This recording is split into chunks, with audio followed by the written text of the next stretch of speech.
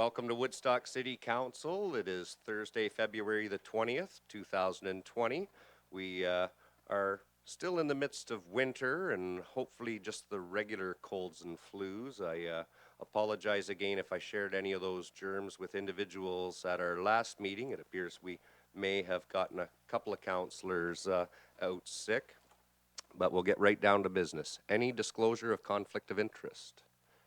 Seeing none. Disclosure of new business, matters arising from the minutes.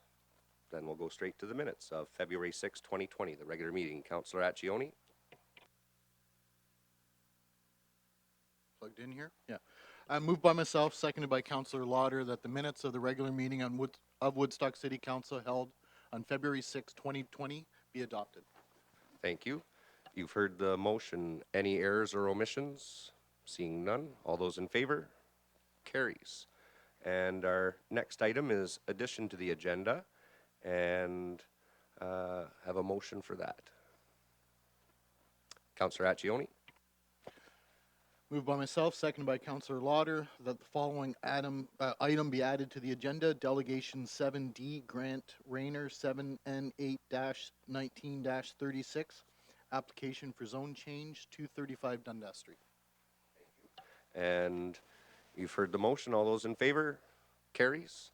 And our first delegation tonight is Chris Eby on behalf of the Accessibility Advisory Committee. Welcome. Thank you, Your Worship. You councillors have seen me here before, and I'm back on behalf of the Accessibility Committee. We now have two challenged, physically challenged, mentally challenged groups here in Woodstock. One is called Leeds, where their head office is in London, and WDDS. As an accessibility committee, we have been talking about this for the last 3 or 4 months. We now need to ask and have the council please very, very much consider 2 hours a night extra busing 3 nights a week. That would be Thursday, Friday, and Saturday nights. That's when your movies are. That's when your sports events are, like the Navy Vets, that kind of social events. People at Indwell that need Voyageur or busing can't get out at night because they've got no way of getting out, and if they get out, they got no way of getting home after 10 o'clock. Councillor Schadenberg and I had a meeting with United Cab, and the owner there, Ryan, has said that people have said to him in the challenge people have said, why is the city expecting us in wheelchairs to be forgotten or go home early because they don't want to supply busing? And I think it's now time that we start to look forward and take the blinders off straight forward and widen them a little bit and see what we've got and see why they want to volunteer, why they want to get out. If we want them to feel like people and not keep them shut in, then we have to supply things for them. I know, I just talked to Mr. DeHaan, I know it would cost about $175,000, $200,000 a year. But are people not more important than that kind of money? That's why we're here tonight. You've seen the report that we put in your package. And I would ask very strongly that you would consider that in operation budget or wherever to deal with this. Even if we can't do a Thursday night, even if you gave us 2 nights, that would be better than nothing. And so I leave it up to you, but I strongly urge you to consider it. And if you have any questions, I'd be glad to answer them. Thank you. Questions of council. Councillor Talbot. Chair, through to Chris, sorry. Can you tell me how many clients would be with leads? Just approximately.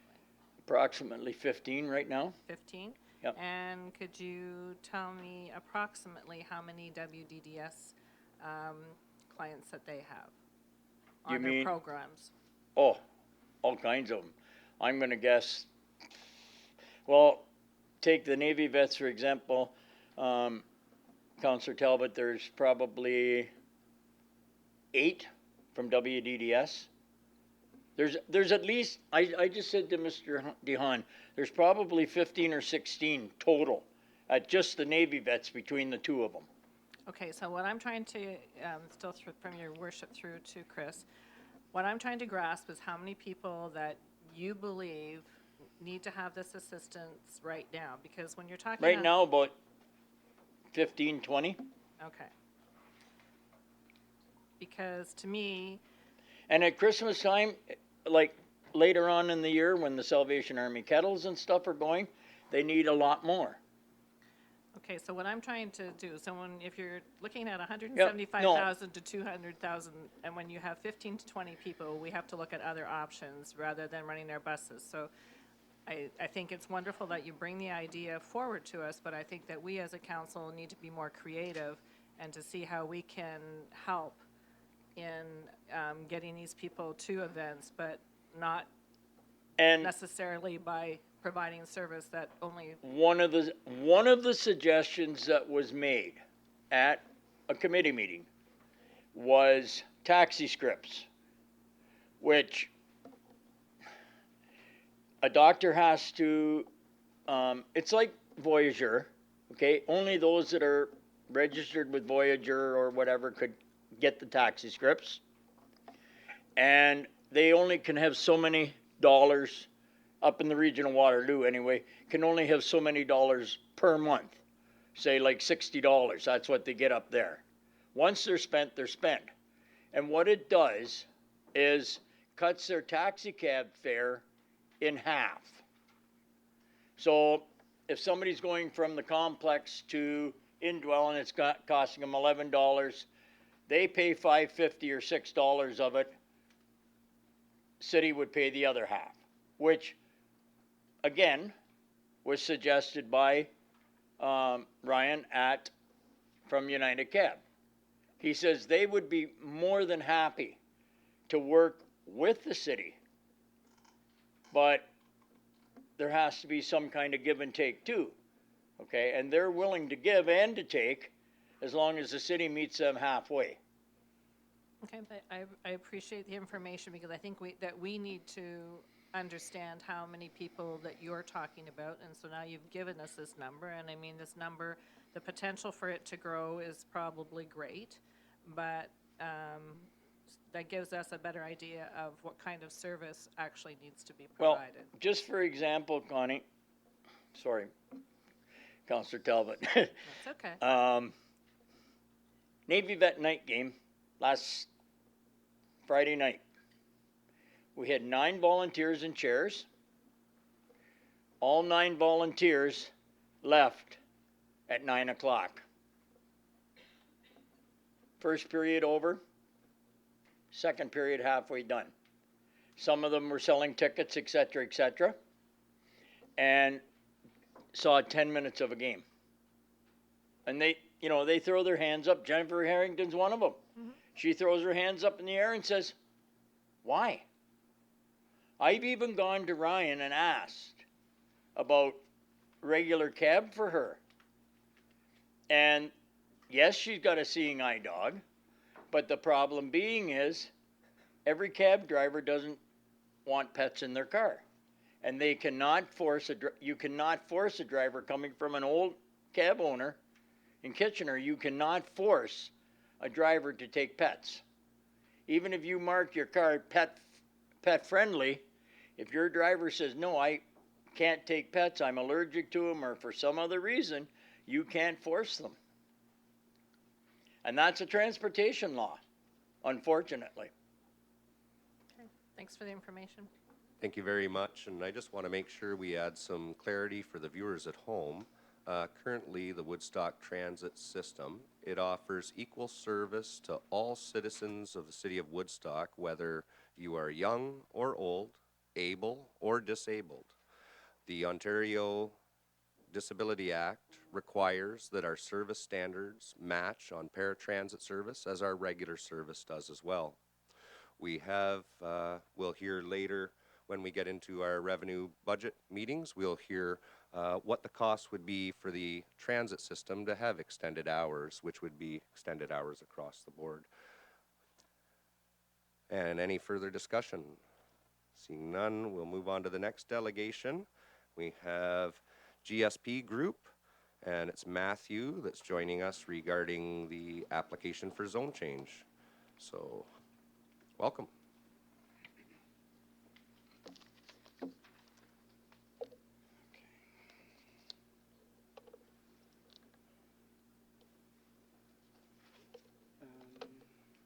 Just give me a moment here as I find my presentation. Okay. Okay. Good evening, Mayor and members of council. My name is Matthew Warzeka. I'm a planner with GSP Group, and I'm here tonight on behalf of the applicant to speak to you in support of the application ZN 8-1936 zoning bylaw amendment for 235 Dundas Street. I'm here with Mr. Syed Ahmed, the applicant. He's here this evening with me.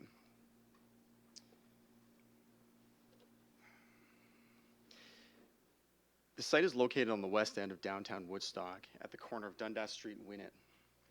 The area is predominantly characterized as commercial uses on both the east and west ends, as well as to the south. North of the site are residential uses, which are predominantly characterized by single detached dwellings. It's also worth noting that Dundas Street functions as an arterial road through the community, while Winnett is a one-way local road. The applicant purchased the property with the intent of redeveloping the existing building as a comprehensive medical facility. The facility will provide a variety of healthcare services, including a medical clinic, a drugstore, and addictions treatment. In redeveloping the site, the applicant intends to make a number of improvements to the property, including the resurfacing of the existing parking area and restriping the parking lot, formalizing the garbage pickup area, as well as making improvements to the building's exterior. Considering the proposed use, particular considerations have also been proposed as a means of improving the compatibility of the use with the existing community, including the introduction of bike racks and outdoor garbage bins, as well as improving the buffering along the north and west property lines through the use of new opaque wood fences, as well as landscape buffers. The site is currently zoned Highway Commercial C4 zone and permits a variety of commercial uses, including a drugstore and medical clinic.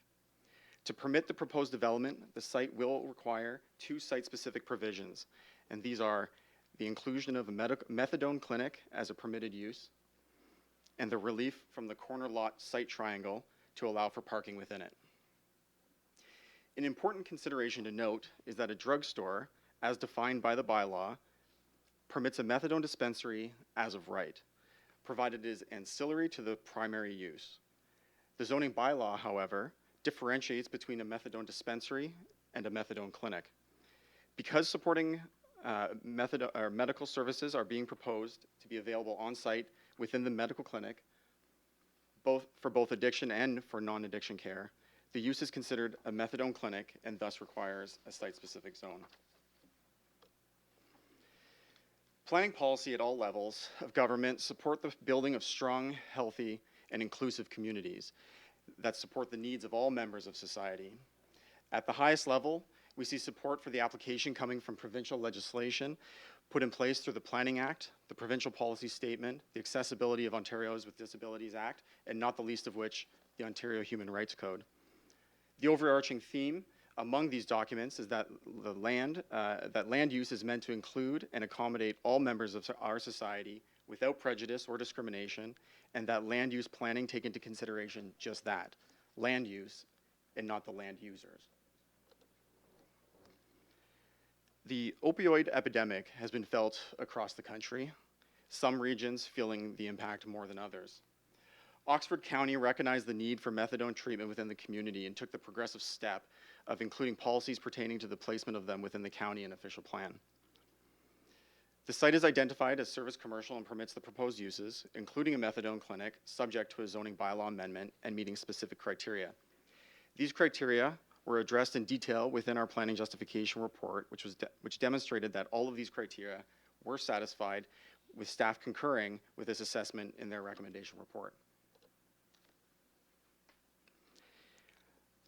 The proposed zoning bylaw amendment is minor in nature, and if it were not for OP policies requiring a zoning bylaw amendment, it might even be considered a minor variance. The first part of the amendment is seeking relief to the corner lot site triangle and is certainly not the contentious part of this application. Relief from this requirement recognizes the existing conditions and provides little function as Wyniot is a one-way street. The second part of the application pertains to the addition of a methadone clinic as a permitted use. As I mentioned earlier, a methadone dispensary is permitted as of right today, so long as it is ancillary to a drugstore. This means that, in theory, a drugstore could be opened and methadone be dispensed just like any medicine available to any of us. This point is demonstrated by the number of facilities dispensing methadone today.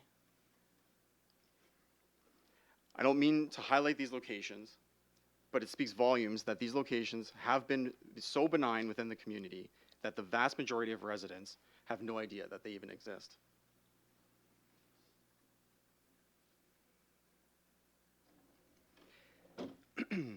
The C4 zone also allows for a medical clinic to be located on the site, as of right. It too could be open tomorrow and provide service to any of us. However, because of a nuance in the zoning bylaw that differentiates a methadone dispensary and a methadone clinic, when these two uses are on the same site, they become a methadone clinic, which is not a permitted use. What this means is that the amendment we are talking about this evening does not pertain to the dispensing of methadone, but rather to the provision of additional services within it. Admittedly, this is a relatively nuanced idea in the bylaw that is a bit difficult to grasp for anyone who does not deal with land use planning policy or zoning bylaws very often. This quickly became obvious when we held an open house on January 22nd of this year to help answer questions about the application and what methadone is exactly. Mr. Syed Ahmed, the applicant and licensed pharmacist, was in attendance, as was I, along with a colleague, and two physicians who specialized in addiction treatment. Ultimately, we think the event was a success, with about 60 people coming through and providing comments. These comments ranged from outright opposition to full support and recognition of the need for the facilities such as this within the community. We spoke with a number of residents who are in opposition of the application, some of whom attended Tuesday night's public meeting and are here tonight. We heard their concerns, however, many extended well beyond the considerations of land use planning and instead offered personal beliefs in the medicine, its efficacy, and its effects. We cannot paint all of those opposed with a single brush, though. Some recognize that methadone is not a cure-all single solution, and they're correct. Support services are needed to complement methadone therapy, and that is precisely what we are aiming to provide in this facility. On the other side, we also spoke with people who are on the front lines of the opioid epidemic, health workers, social workers, and a couple who rely on this life-saving medicine themselves. In speaking with them, it was clear that there is a need for facilities like this within the community. A facility that recognizes the individual and not the illness, and a facility that provides medical services for all without alienating any. In conclusion, the proposed development offers an opportunity to repurpose an existing building and provide a needed service within the community. To do so, a zoning bylaw amendment is necessary to allow for what is defined as a methadone clinic, as well as provide relief from the corner lot site triangle. The proposed development is supported by provincial policy and legislation and is consistent with the county's official plan policies pertaining to methadone clinics. Ultimately, the application is relatively minor in nature and accommodates a need within the community and represents good planning. I trust that Council will consider the proposed applications and the comments that they've received within the appropriate land use planning context and agree with staff's recommendation for approval. I thank you for the opportunity to speak with you tonight, and I'd welcome the opportunity to answer any questions that you might have. Thank you. Questions of council? Seeing none, thank you very much. Thank you. Our next delegation is Scott Douglas regarding the same application. Welcome.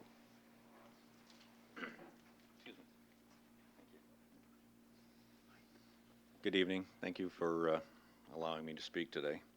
I just want to start off, I did a little reading, and I've got something here from the Ministry of Municipal Affairs and Housing. Bear with me here.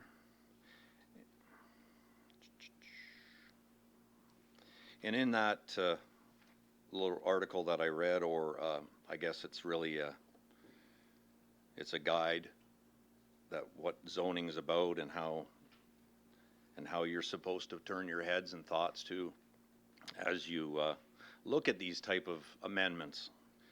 And when it speaks that land use planning means managing our lands and our resources. It helps each community set goals about how it will grow and develop and work out ways to reach these goals in keeping with the importance of social, economic, and environmental concerns. But it must balance the interests of individual property owners within the wider interests of the community. I believe that I am one of those individual property owners. I'd like to speak to what I think the impact of this is going to be. Now, I'm certainly no expert on this. All I know is what I read in local papers. I look to London, our neighbors to the west, and I know that there's been substantial reporting in the newspaper about the impact of these for-profit methadone clinics. Because let's be clear, that's what this is. This is a for-profit clinic. This is not a RAM clinic like we have here in town now, which provides all aspects of addiction. My friend, the planner that's bringing this project forward, he didn't really present much about the mental health aspect of this. But if you do any reading at all, and you're all educated people, you know that addiction requires mental health. And most addiction is as a result of mental health issues. They made very limited comments to that in their open house, and I will tell you I was there. And the project manager's painting of that meeting, it was very positive. I would tend to disagree. There was very few people that in the neighborhood, again, speaking to what you're supposed to turn your heads and your minds to when looking to approve these. Is it beneficial to the people? We're not in favor of it. Now, what his presentation does speak loud and clear to, that I hear, is there's adequate parking. It's a minor variance of the property lines. The other night he talked clearly about how the sewer and the sanitation systems are adequate to handle all this. But if I look into amendments and how they work it says the implements the objects and policies of the municipal planning official plans, which they had to submit. It goes through that. It talks about the offsets, the water, the sewer, the parking requirements, all that's there. But it says, in addition to the official plan, it must protect from conflicts and possible dangerous land uses in your community. Again, if you can turn your heads to all the articles presented by the Kitchener record, the London Free Press, or maybe even, how about we look at the Police Services Board here in this city and look at what happened downtown after the last methadone for-profit clinic was brought here. Things such as nuisance crimes came. Well, they're nuisance crimes, they would have you believe, but public littering, loitering, public urination, dirty needles, drug dealing, criminal activity of drug selling, the use of this. In fact, even prostitution is a charge that has been labeled in our own town. I find these to be dangerous, potentially dangerous things that could happen to the West End. I don't believe that there's merit in putting it there. But having said that, I do support addiction help. These people need help. I agree. But it's certainly, they can't get help through a for profit. When you take the need for health care and mental health care and all the full scope of it out of the equation, you're not providing them the full package that they need. They're doing this for money. They're here to help themselves. These things are springing up all over the country. In fact, if you do any reading at all, you'll find out on average, they bill OHIP close to $500,000 a year. That's staggering. But look no further to the fact that the amendment they need is to change it, the zoning, to a different commercial designation, not a healthcare designation, commercial. And yes, he's correct. There's 11 here. Actually, he's a little off the mark because even our own hospital dispenses methadone, and he didn't indicate that. Any drugstore can. I'm not opposed to it, but the fact of the matter is the program they're offering is not a good fit for our community. There are other options, and I would suggest, if possible, we can turn our heads to that. And when you vote on this and look at it, if you could turn your heads and your minds to the fact, does this fit the community? He's suggesting it only has to be appropriate to the planning. Well, I believe it's dangerous, and if I read, it says it cannot be dangerous. I thank you for your time and consideration. Thank you. Questions of council? Seeing none. Thank you very much. Thank you. And our next delegation on the same application is Grant Rainier. Welcome.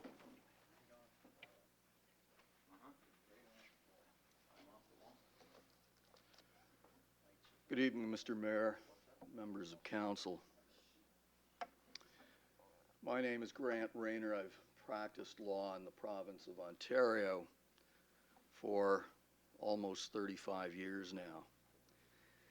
In that time, I've conducted a practice in personal injury litigation on behalf of clients suffering devastating injuries, including brain injury and paralysis.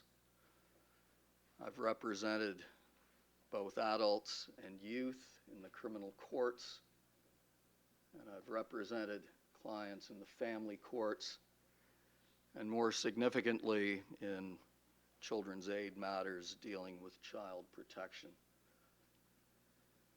In that 35 years, I've learned something about drugs. I've learned something about substance abuse. And I've learned something about the ability of the community, in particular the medical community, to respond to what my friend Mr. Warzeka has quite correctly identified as an opiate crisis. You would have to have blinders on in contemporary North American society to be oblivious to that fact. It's a problem that's getting worse every day.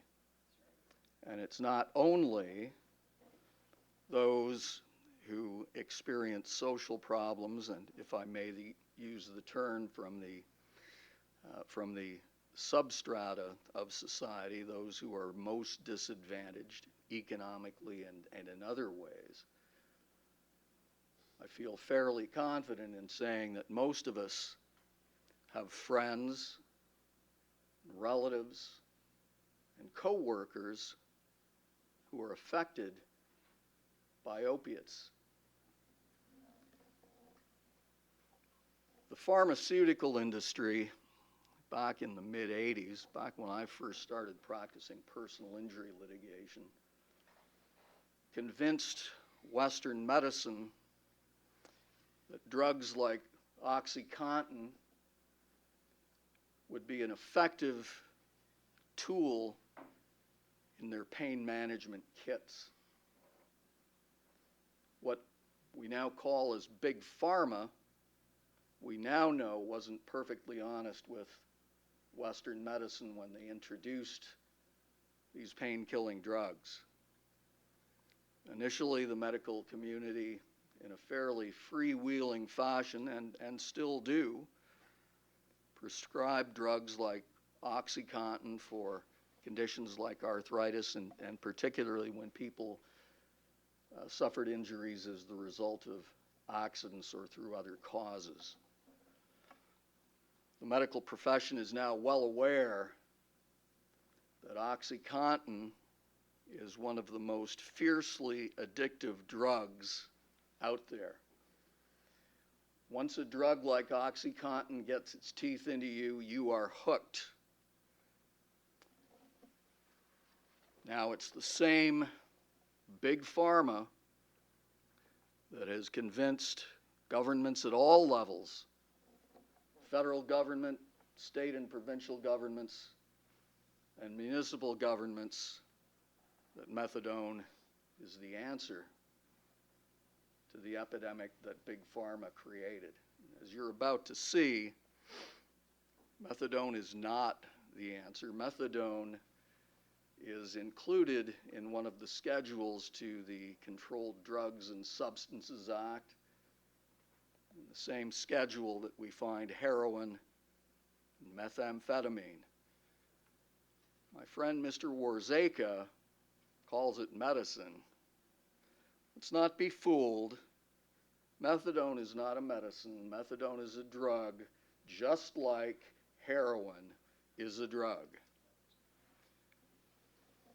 The opioid crisis affects North America, and indeed the Western world, unabated, despite the presence of methadone clinics all over North America.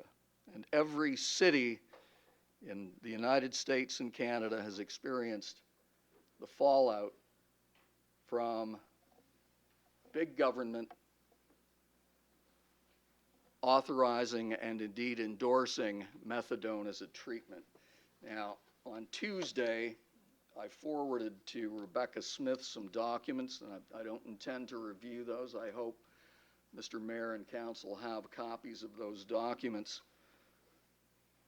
The first one that I'm going to refer to is a document that I obtained from an organization called the Narconon Freedom Center in Frankenmuth, Michigan.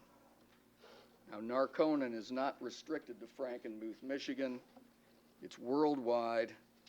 They have offices in the United States, Europe, United Kingdom, Latin America, and Nepal. Just going to refer to an excerpt from that.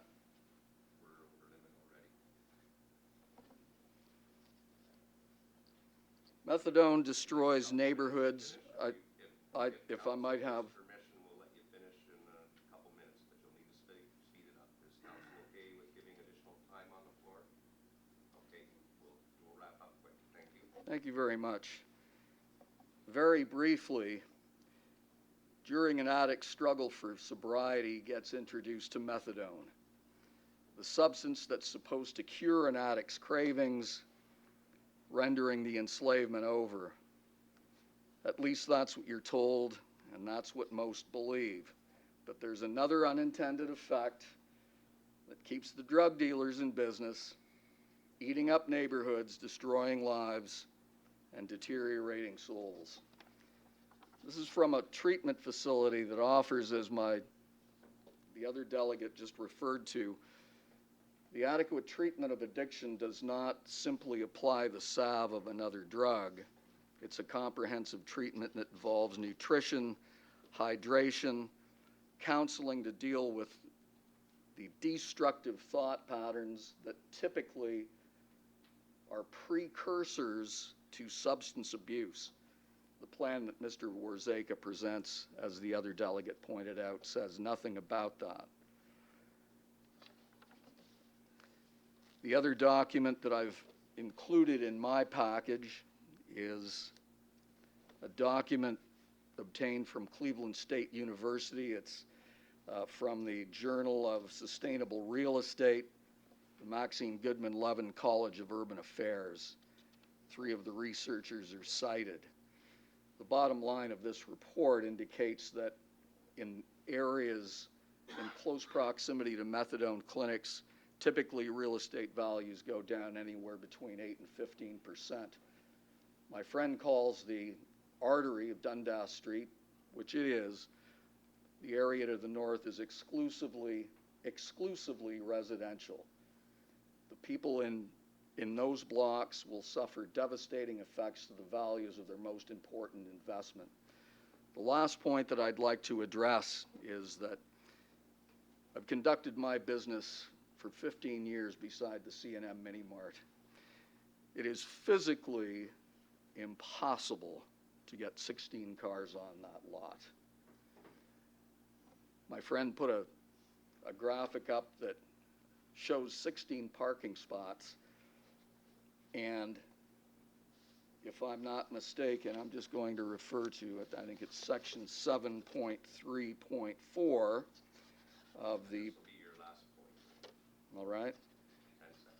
Parking areas are also required to be set back a minimum of 4.5, which is 14.7 feet from the front lot line. And in the graphic, we saw a whole line of parking spaces that are proposed along the frontage at Dundas Street, clearly in violation. Thank you very much. Any questions of council? Thank you very much. And we'll start with the consideration of delegations, so the report for the extended hours on accessible. Who would like to make a motion? Councillor Schadenberg? Make a motion that Woodstock City Council refer the request from the Woodstock Accessibility Advisory Committee for extended transit hours to the 2020 Revenue Fund budget deliberations. Thank you. And a seconder? Councillor Accioni. Discussion? Seeing none, you've heard the motion. All those in favor? Carries. For the planning reports, we will deal with those after our presentation. So the next item on the agenda is that same planning application. Who would like to make a motion to put it on the floor? Councillor Lauder? I'll move that Woodstock City Council deny the application for lands described as Part Lot 1, Plan 10 in the City of Woodstock to rezone the subject lands from Highway Commercial Zone C4 to Special Highway Commercial Zone C4-52 to permit a methadone clinic in addition to the permitted uses of the C4 zone, as this application is not in keeping with the general character and uses of the surrounding neighborhood. And further, that any comments received from the public were reviewed and considered before the decision was made in relation to this planning matter. Thank you. And a seconder, Councillor Accioni. Rebecca, welcome. Thank you. This is for an application, as council is aware, to rezone the zoning bylaw to permit a methadone clinic in addition to the existing uses of the C4 zone on the property that is provided on plate 1 of the report. As has been indicated previously, the applicant is proposing to construct a medical building on that property, multi-use medical building, where a third of that will be a methadone clinic and the other 2/3 of that will be a pharmacy and a medical clinic. For council's information, a previous zone change application was submitted for the same use approximately 4 months ago, and that application was withdrawn so the applicant could reach out to the public as a number of concerns were received at that time. Since then, the applicant decided to resubmit an application for zone change, which is the one that is here in front of us. We did receive a number of concerns regarding that previous application, as they are relating to the same thing that we have here today. They were attached to the report for council's consideration. We did receive a number of agency comments. Most of these are standard, but I will point out just a couple comments from the building department. They did review the site and noted that the location of the existing building on that property is considered to be legal non-complying with regards to setbacks, as well as the parking area and the site triangle. That is because it has been located and it has been that way for a number of years, so it is considered to be legal non-conforming. However, we do recognize it in the bylaw that was brought forward for consideration. just to ensure consistency. And as I noted, we did receive a number of concerns and comments from neighboring property owners. The majority of these concerns are attached to the planning report. And I will note, as it has been noted tonight, a lot of these concerns were related to the impact that the methadone clinic will have on the neighboring residential uses in the area. That being said, our department is recommending approval of the application. We do believe it is consistent with the provincial policy statement. It is redeveloping an existing underutilized site. And with respect to the official plan, the subject property is appropriately located on Dundas Street, which is an arterial road. And the property is located further than 100 meters from any neighboring school or property that is already dispensing methadone. In support of the criteria for methadone clinics in the official plan, the applicant was required to submit a planning justification report.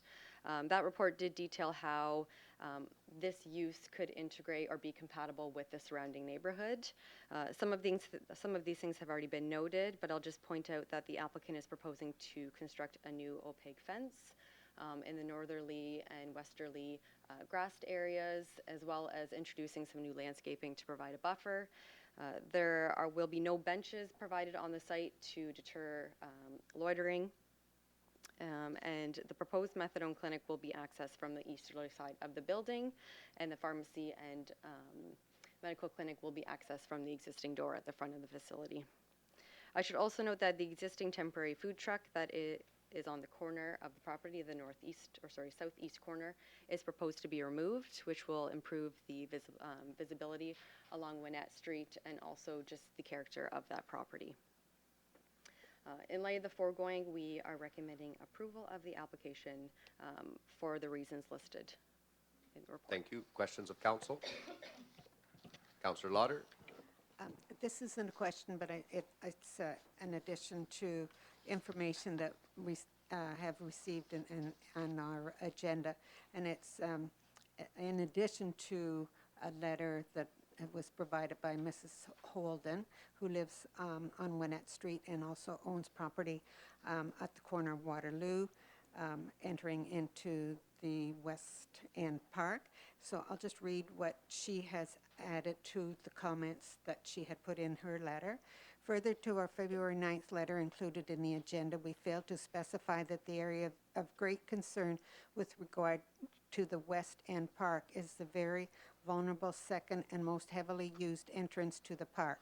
It is located within 120 meters of 235 Dundas Street, as seen in the photos that she provided, that she handed out, provided us, each council, with this information.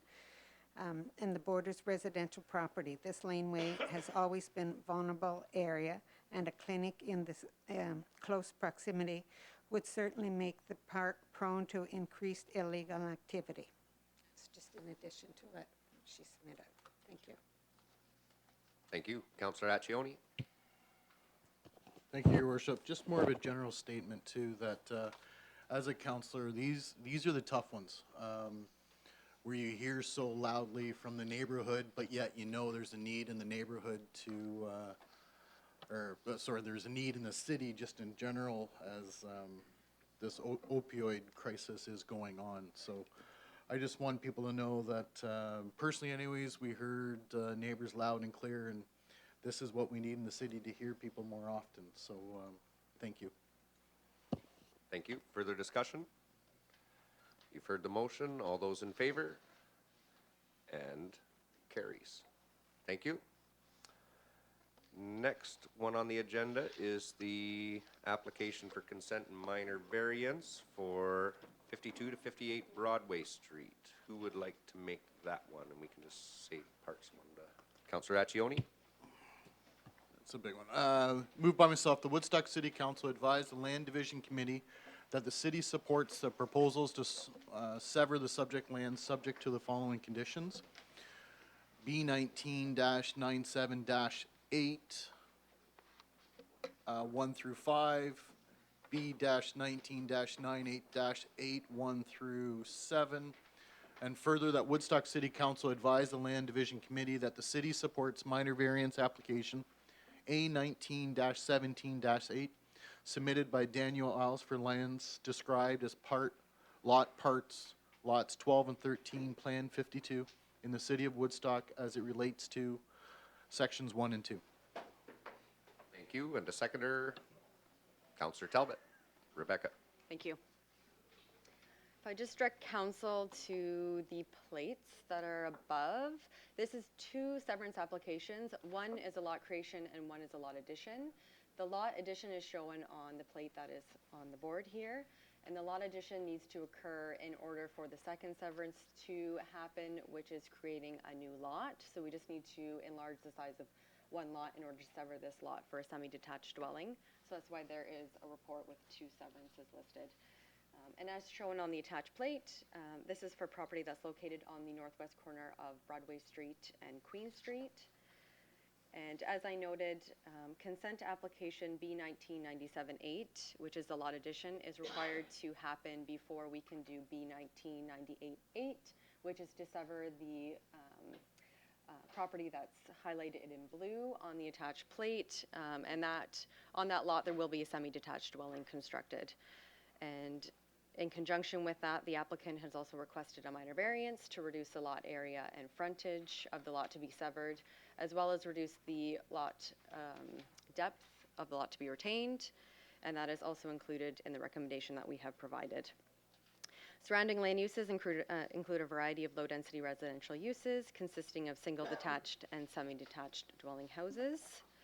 We did receive a number of agency comments, and they have been addressed as conditions in the recommendation, and they're all very standard. In this respect, we are of the opinion that the application is in keeping with the policies of the provincial policy statement. It is promoting intensification in a built-up area that does consist of a variety of housing types, and it is also in keeping with the county official plan. As I noted, this is a property with single and semi-detached dwelling houses, so this will be compatible with the surrounding area. Those lots also have a mix of areas and spacing, which will ensure compatibility.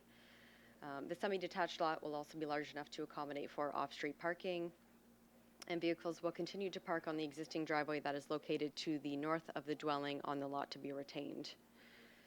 With respect to the minor variance that has been requested, we are satisfied that it is in keeping with the zoning bylaw.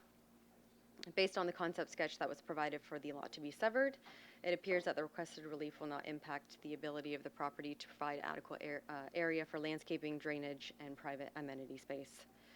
In light of the foregoing, we are recommending that the application is approved, subject to the noted conditions. Thank you. Questions of council? Seeing none, you've heard the motion. All those in favor? Carries. And our next item on the agenda is the application for 671 Adelaide Street for True Built Construction. Councillor Schadenberg.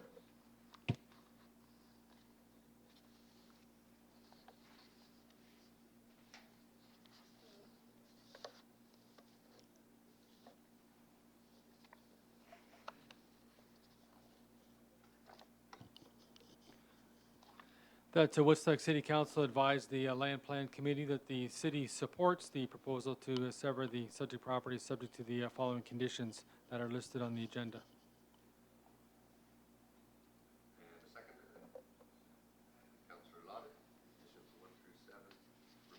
Thank you. As shown on the attached plate, this is for lands that are located on the northeast corner of Kent and Adelaide Street. These lands are located in the central business district, and they are zoned C3.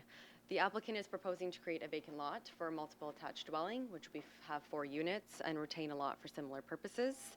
As council may recall, the application was deferred at the previous meeting, as it was actually the intent of the applicant to construct 2 fourplexes on the property rather than 2 semi-detached dwellings, which was originally proposed in the previous application. We did receive a number of comments, and again, these are all standard comments that were addressed as conditions in the recommendation. And in this respect, we are recommending approval as the application is consistent with the provincial policy statement. It is promoting intensification in an area with a mix of housing types, and it is suitable and will make use of existing infrastructure. The proposal is also in keeping with the county official plan. The property is located in close proximity to Huron and Dundas streets, which are both arterial roads, and the lands are located in the central area, which is supportive of a variety of community uses. The lands are also located in an area with a mix of commercial and residential uses, and the proposed fourplexes would appear to be compatible with the low-density residential uses to the immediate east. They are of a scale that is very similar to a semi-detached dwelling, so they will be compatible with the surrounding area. I should note that this property is located in an area that is exempt from parking space requirements. With that being said, based on the type of housing that is proposed and the distance that it is from the downtown core, we did request that the applicant provide one parking space per unit. As a result, that does mean that the parking area in front of each of the fourplex dwellings is a little over the lot coverage, maximum lot coverage of the front yard, and that is 50%. The lot to the west will be 60%, and the lot to the east will be 70%.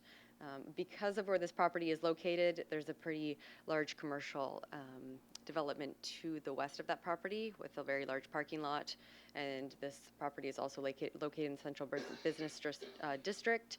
We are satisfied that that lot coverage can be considered appropriate for that parking area. With that being said, we are recommending approval of the application subject to the 7 conditions that are listed. Thank you. Questions of council? Seeing none, you've heard the motion. All those in favor? Carries. And one more planning application. So this is for the southeast corner of Victoria Street and Adelaide Street. Who would like to make the motion? Councillor Accioni.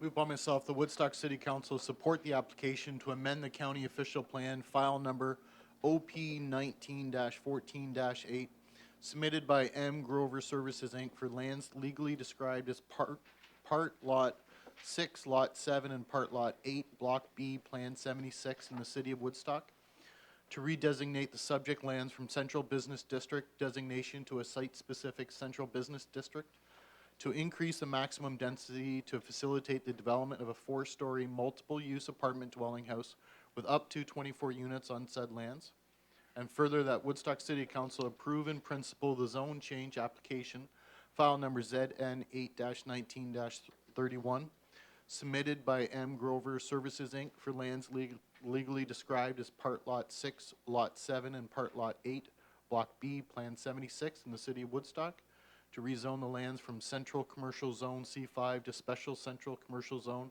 C517, to permit parking on the ground floor to facilitate the development of a 4-story multiple-use apartment dwelling house with up to 24 units on the said lands, and further that any comments received from the public were reviewed and considered before the decision was made in relationship to this planning matter. Thank you. And a seconder, Councillor Lauder. Rebecca. Thank you. As was noted, the applicant is looking to redesignate and rezone this property to permit a 4-story, 24-unit, multiple-use apartment building on this property. Parking is proposed on the ground level of the building, and access is proposed to Victoria Street North and Adelaide Street. This building or this development is considered to be a multi-use building because there will be parking on the ground floor, which is considered to be commercial use in accordance with the zoning bylaw. Because this property is located in an area where parking is not permitted on the ground floor, the applicants are requesting to rezone the property to have a site-specific provision to allow for parking to be on that ground floor. The subject lands comprise approximately 10,000 square feet in area and are currently vacant. Surrounding land uses include a variety of commercial and residential uses, as Dundas Street is located just to the south of this property, which is the business core. We did receive a number of comments from commenting agencies, and again, they are very standard, so I won't go through those specifically. And we are of the opinion that the application is consistent with the PPS. It is a form of infill that promotes intensification and enhances the mix of housing types that are available in the city of Woodstock. It is also an efficient use of lands and available municipal services. With respect to the official plan, the subject lands are located in the Central Business District, which permits high-density residential development to a maximum of 150 units per hectare. This proposal, although it's only 4 stories and 24 units, because of the land area, it does work out to have a density of about 255 units per hectare. With that being said, because this is located in an area where high-density development is permitted and 6 stories, we are satisfied that the proposal will be in keeping with, compatible with the existing uses in this area. With respect to traffic, staff have noted here that a traffic impact study is not required. The property is located in close proximity to Dundas Street, which is a main arterial road in the city of Woodstock. And the applicant is proposing 19 parking spaces where the zoning bylaw only requires 12. I should note, with respect to the parking on the ground floor, this property was previously part of the lands or the property to the immediate south of this property. And because the lands formerly fronted onto Dundas, parking was not, where parking is not permitted on the ground floor, that zoning still applies to this property that we have here. So we do feel that it is appropriate to now alleviate that provision and no longer state that parking is not permitted on the ground floor, because that land has now been severed from the lands fronting onto Dundas. So with respect to that special provision in the zoning, we do feel that it is appropriate in this case. And in light of the foregoing, we are recommending that the applications are approved. Thank you. Questions of council? Seeing none, you've heard the motion. All those in favor? Carries. Thank you very much. Next item on the agenda is correspondence regarding in-kind donation for the Kids Help Phone. Councillor Talbot. I'll move that the correspondence received from Kids Help Phone regarding the request for an in-kind support be supported. Thank you. And the seconder, Councillor Schattenberg. You've heard the motion. All those in favor? Carries. Next item on the agenda is the 2020 Revenue Fund Budget Overview. We have the Chief Administrative Officer, David Creary, as well as our Director of Corporate Services and Treasurer, Patrice Hilderly. Welcome.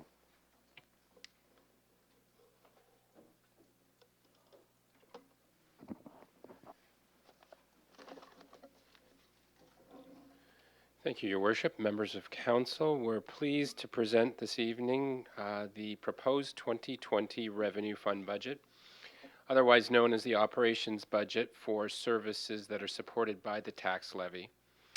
City Council previously approved the 2020 capital budget at its meeting in December. So tonight, the Director of Administrative Services and myself will provide Council, members of the public, with a brief overview of this budget. The whole process started last September with City Council directing staff to prepare a 2020 budget that provides for a continuation of current programs and services. And these estimates represent that 2020 base budget. The city adopts a budget in accordance with the Municipal Act. Our fiscal year follows the calendar year, and our budget is balanced, which means that our expenditures are generally funded from current revenues. So tonight we will begin an extended review period of this budget, which will end tentatively on April 2nd with a budget approval. Next week we will begin some intensive budget review with 2 evenings scheduled, Tuesday, February 25th, Thursday, February 27th, with the departments listed here on each of those respective nights. The meetings are at 5:15 p.m. here in council chambers. They are open to the public, and there is always seating available if anyone is interested. We will live stream the budget meetings if you wish to watch them on the internet. The police board, the library board, the art gallery board will all come forward to the city council meeting of March 5th to present their budgets to council. At these meetings, the department heads will give council an overview of their respective department budget, and council will generally turn to each of the department's budgets and go line by line, page by page. So it's a fairly intensive process. We will put the presentations, the budget documents, all on the city website as they become available. And with that, I'll ask the treasurer to step in. Thank you. As a general overview of the base budget, our gross expenditures are almost $82 million. We have a $573,000 increase over last year, or 0.71. The tax levy is almost $59 million. It's an increase of $2.2 million, or 3.95% increase levy to levy, and the tax rate actually has decreased by 0.38% based on this preliminary budget. The next slide shows the history of the tax levy increases since 2015 to 2020, and again this year the levy increase is $2,238,000. It should be noted that in the 2020 base numbers, there's some three fairly key things that have happened. There's an additional $25,000 that's been included as an increase in the cost for the agreement of the UTRCA, public lands, and that's the Pittock North Shore Day and North Shore Day use area and the South Shore. The police budget also includes the cost of 2 additional downtown uniformed officers that council approved in 2019, and it also annualizes the cost for the additional staffing and enhanced service hours and programming at the Cowan Park Sportsplex that we are now responsible for. I will now ask Mr. Curry to come forward and discuss the additions to the base budget. Thank you. So every year, staff comes forward with some recommendations for council to consider for additions to the base budget, and from time to time, council forwards to staff other ideas to be considered for additions to base budget, one of which we just received this evening for extended hours for transit service. So the first category that we traditionally look at is reserve contributions. And I just need to spend a few moments on a few of these elements because they will not be covered in the departmental presentations next week. The first one will be very familiar for council, the asphalt resurfacing reserve. We come forward every year and ask for a $200,000 increment to be raised on the levy.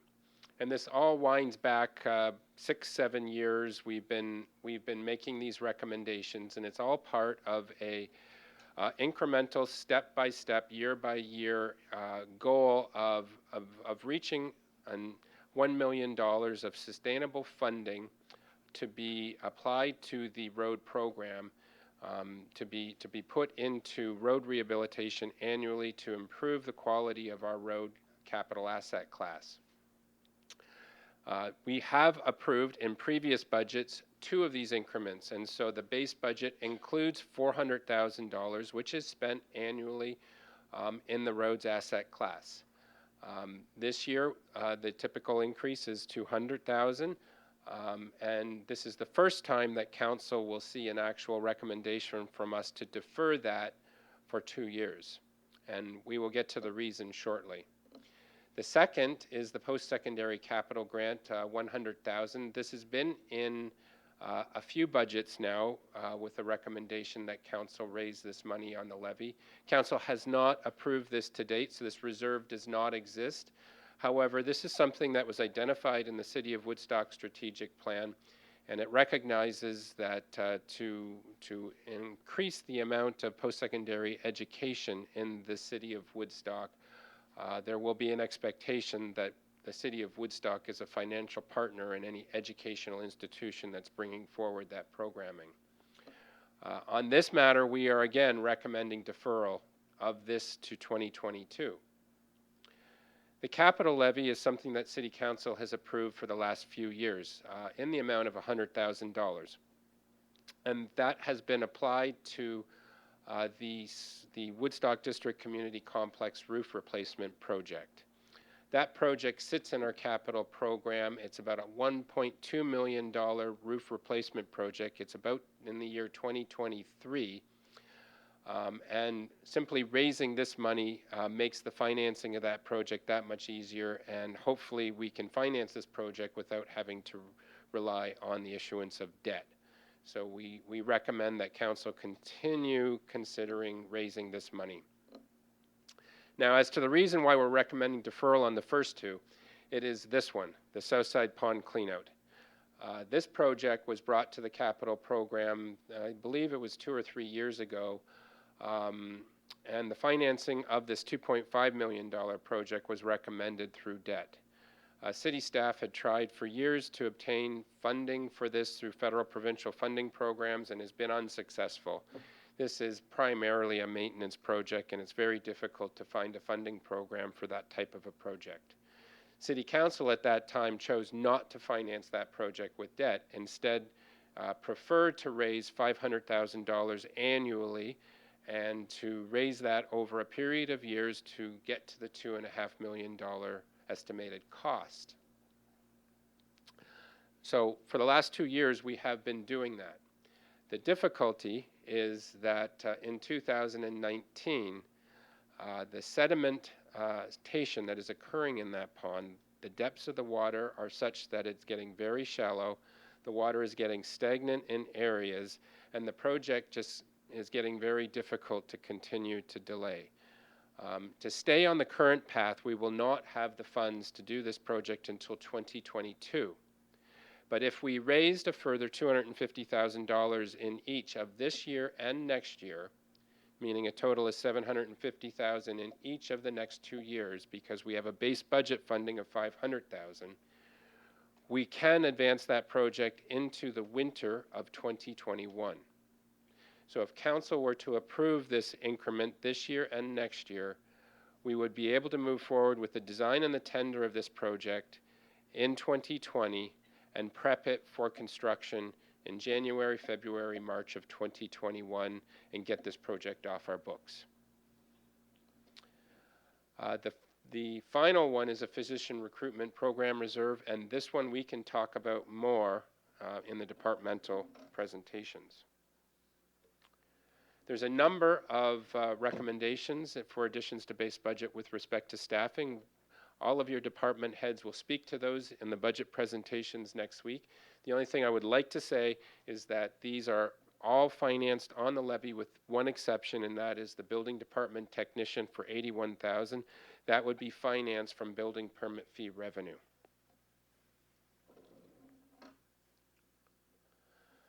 There are some recommendations with respect to service level changes. City Council in November of last year directed staff to include this as an addition to base budget, so adding a 7th route to the Woodstock transit system, which is currently 6 routes, but to keep the current 30-minute route frequency cycle.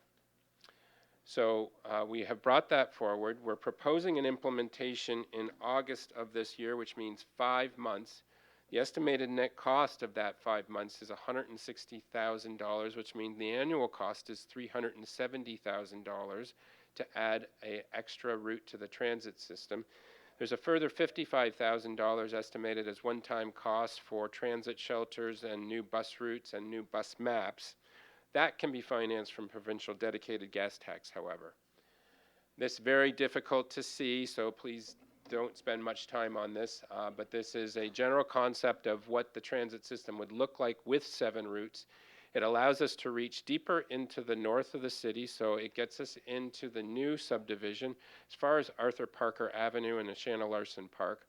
It also gets us south of the 401, finally, into the Petula Ridge Business Park. So we're able to reach a lot more of the city with this 7th route.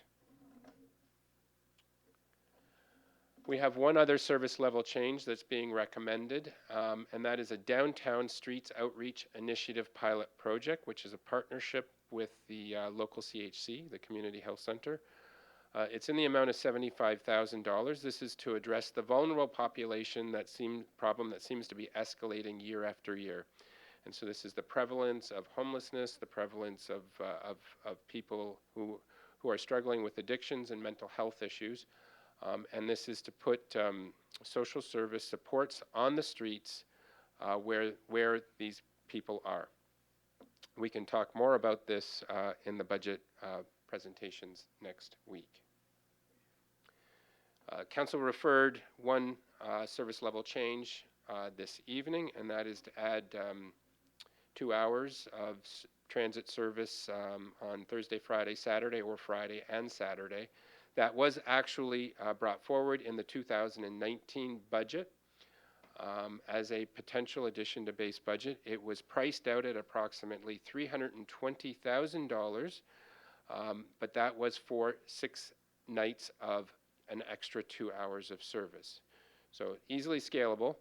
If it were talking 3 hours, it would be roughly $160,000. We also brought forward the pricing for Sunday transit service, and that was $266,000 for the annual cost. There's a number of miscellaneous items that are included.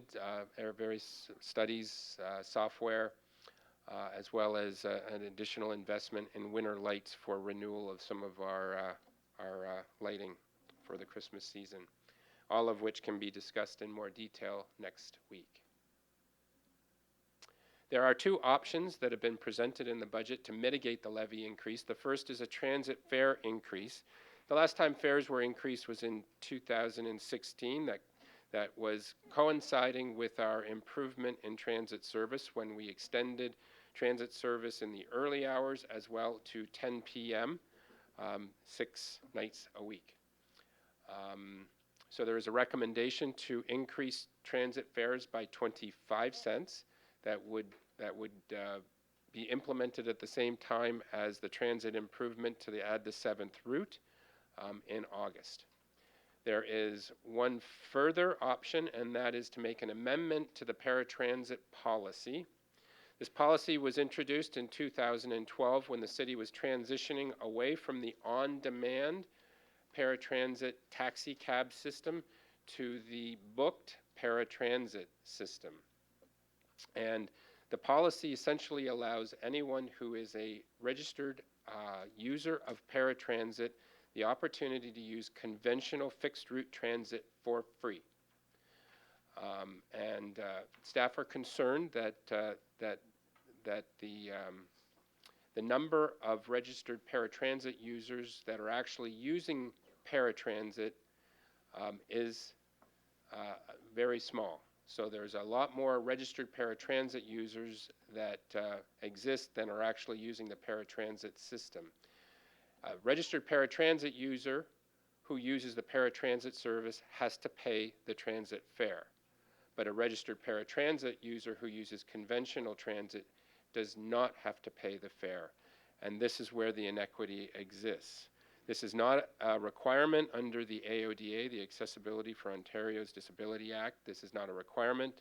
It is something that was simply put into our policy, and we believe it's something that should be considered for amendment. And with that, we'll turn it back to Mrs. Hillerly. Thank you. So the information that you see on the slide is how the proposed levy will be spent, and that's based on the budget that's been presented to you. About 42% of our budget goes to our emergency services, fire, and police. Another 18% goes to our road program and transit. 11% covers our parks and rec, and 14% of it goes to our general government programs. The revenue sources, that's hard to see. I apologize for that. But once again, the majority of our revenue comes from taxation, approximately 73%. We get about 8% recovered from others, and that's primarily the County of Oxford. That's the funding that they provide us for under our road maintenance agreements for wastewater and sanitary sewers. And then there's a variety of other revenue sources there, including provincial grants and user fees. Okay.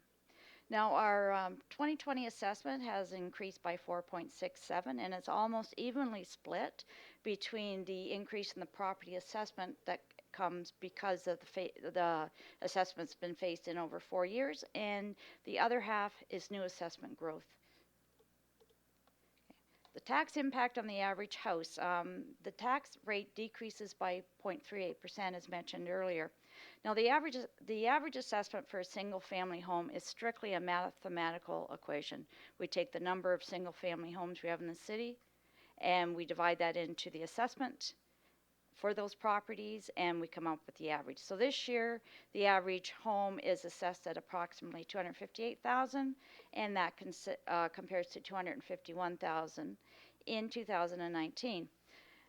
Based on this budget, the average increase in taxes is about $16 or 0.66 cents when compared, 66%, pardon me, when compared to 2019. And as you've just heard, there are a number of proposed additions to the budget. If all of the additions are approved, the increase on the average home will be about $55 or 2.27%. If the additions are approved along with the mitigations that have just been discussed, the increase to the average home is $53.17. However, as we say every year, it's really important to remember that the increase on an individual property depends on the increase of the assessment. And one other thing I just want to note is in the budget, there will be some numbers that are subject to change. And specifically, I want to raise the issue of WSIB. They have changed a number of their rates as had been discussed. Budget numbers were included at the very last minute once the information became available, and they are subject to change, and that will be discussed further through the presentations. And that's it. Thank you. Thank you. Questions of council? We'll continue on at our budget meetings. We all have lots of information to go over, lots of numbers. And again, as mentioned by the presenters, those meetings are open to the public and there's always lots of seating available. So next item on the agenda is the engineering department, and we have a Main Street reconstruction tender award. Councillor Schadenberg. Made the motion that Woodstock City Council award the tender for the reconstruction of Main Street to Viewcon Construction in the amount of $1,058,352.16, inclusive of HST. Thank you. Seconded by Councillor Talbot. Discussion? Seeing none, you've heard the motion. All those in favor? Carries. And our next one is the proposed sale of city-owned lands. Councillor Lauder. I'll move that Woodstock City Council authorize the mayor and clerk to sign an agreement of purchase and sale with the proponents of 2498810 Ontario Inc. and the necessary bylaw be read. Thank you. And the seconder, Councillor Accioni. Discussion? Councillor Lauder. Since Mr. Hammond is here, maybe he would like to fill us in and the public in on this sale. Thank you.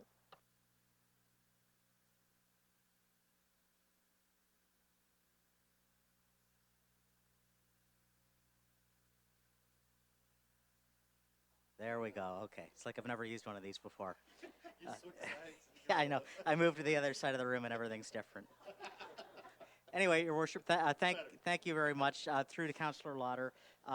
This land sale is in relation to one that Council dealt with just a few months ago, I think, by a developer that plans to come to Woodstock and put up a speculative industrial building. So for people that aren't familiar with the term, that's a building that actually doesn't have a tenant at this point, but they'll construct it and then lease it out in multiple units for uses that comply with the zoning. So it abuts a property they already own, so they haven't figured out quite yet what they do, whether it be two separate buildings or one larger building. But anyway, it relates to their overall development plan.